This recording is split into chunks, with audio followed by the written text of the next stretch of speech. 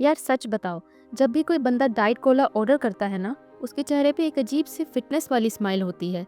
जैसे वो कह रहा हो, देखो मैं तो स्मार्ट हूँ, शुगर नहीं पी रहा, कैलोरीज भी ज़ीरो, वेट भी कंट्रोल।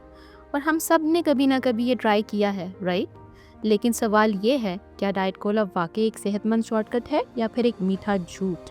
लोगों का लॉजिक सिंपल होता है, शुगर नहीं तो कैलोरीज नहीं तो वेट लॉस, और वेट लॉस तो लाइफ सेट। और ऑनेस्टली शॉर्ट टर्म में सही लगता है। अगर आप रोज़ 2 से 3 ग्लास शुगरी कोला पीते हो और उसको डाइट कोला से रिप्लेस करते हो तो डेफिनेटली कैलोरीज बचत होती है। स्केल पे नंबर्स थोड़े नीचे तो आएंगे, लेकिन यही असली गेम स्टार्ट होती है। डाइट कोला में शुगर नहीं होती, लेकिन आर्टिफिशियल स्वीटनर्स होते हैं। ये दिमाग के साथ खेलते हैं। ब्रेन कहता है मीठा टेस्ट आया, कैलोरीज आनी चाहिए। जब कैलोरीज नहीं आती तो दिमाग कंफ्यूज होकर और क्रेविंग्स बनाता है।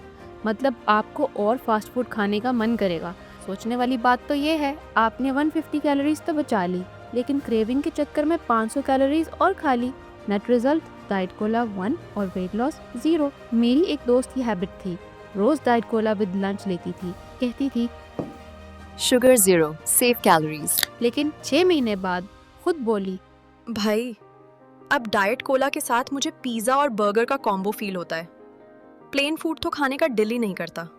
यानी जो चीज़ उसने वेट लॉस के लिए स्टार्ट की थी, वही उसकी जंक फूड की क्रेविंग डबल कर रही है। अब आप बताएं, आपने कभी डाइट कोला को गिल्ट फ्री स्नैक समझा है, या फिर आपको भी लगता है कि ये बस एक मार्केटिंग ट्रैप है? पार्टी में लोग कहते हैं मुझे डाइट कोला देना और साथ एक्स्ट्रा चीज पिज्जा भी। रिसर्च कहती है कि ओकेजनल डाइट कोला कोई बड़ी प्रॉब्लम नहीं, लेकिन रोज इस पे रिलाई करने से गट हेल्थ और क्रेविंग्स दोनों खराब हो जाते हैं।